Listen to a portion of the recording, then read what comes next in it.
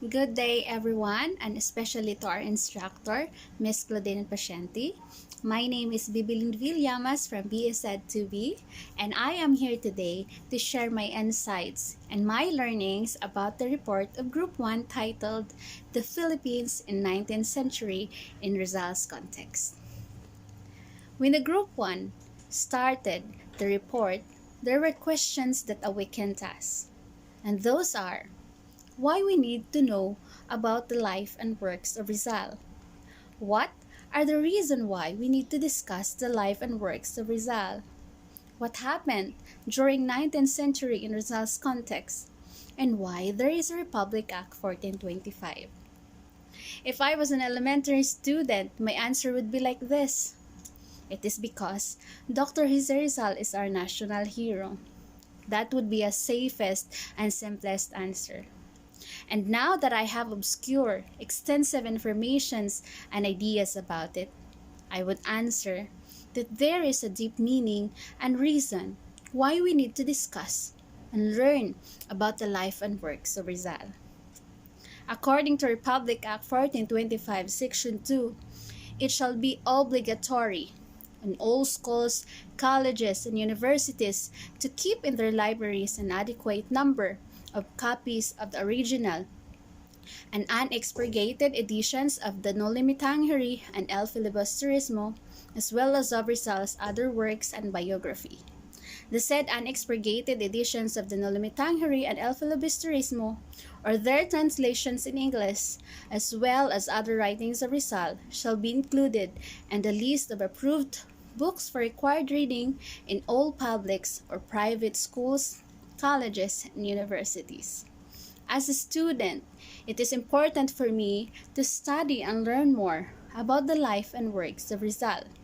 But it is not merely the students who are allowed to read the works of Rizal, but also those who have desires too, meaning everybody's are welcome.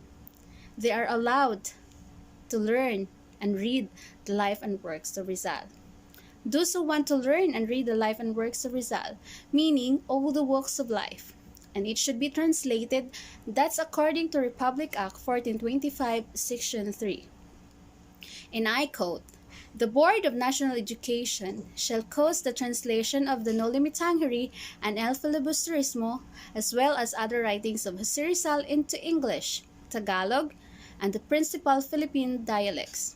Cause them to be printed in cheap, popular editions, and cause them to be distributed free of charge to persons desiring to read them through the Purok organizations and barrio councils throughout the country." Why we need to study the life and works of Rizal? After listening to the discussions of Group 1, I finally answered this question meaningfully. We need to study the life and works of Rizal because it is not merely that we are obliged to, but it is our gateway to know and learn more about what happened in our country during 19th century. We can have a better understanding by grasping important details. Why Rizal need to fight for our country through his works. It is an eye-opener to all of us to give importance to our freedom. Studying and learning more about the life and works of Rizal made us honor and preserve his legacy. Claro Imbrecto and Jose Villarreal were the ones who officially implemented the Rizal Bell in 1956. It was one of the most controversial bills. Implementing the Rizal Bell was not easy because the Catholic Church was really against it.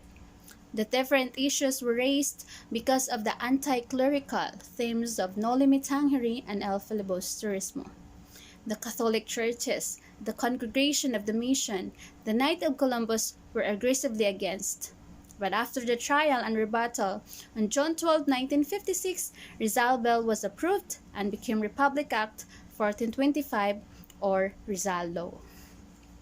Now the question is, what happens in our country during 19th century on Rizal's context? What happened in our country during Spanish rule? 19th century was the period of major changes that affect man and society. It was the age of enlightenment. There was this split among the intellectuals, the conservatism and liberalism.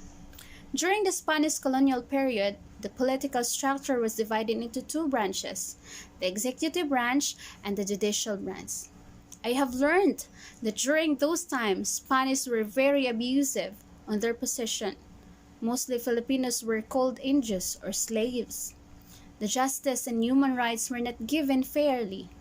There was a rule of the friars, or called philocracy, and Spanish implemented different kinds of paying taxes, namely tithe, sanctuary, and tribute. Indios 16 to 60 years old were forced to work or called pulo y servicio. They were only exempted when they paid the fala, the daily fine of 1.5 real. Before, people were categorized according to their life status, habits, traditions, and beliefs. They were the Peninsulares, the Spanish who were living in the Philippines; Insulares, the 100% Spanish who were born in the Philippines; the Spanish mestizos, the mother is a Filipino and the father is a Spanish; Principales, the Spanish who conquered the Philippines; the Chinese mestizos, those are the half Chinese and half Spanish.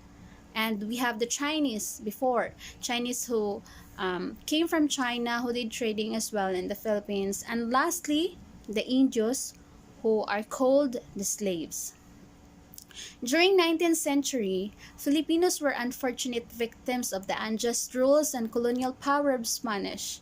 The access to education was limited to the poor and the human rights were denied. There was no quality. There was no equality to the law.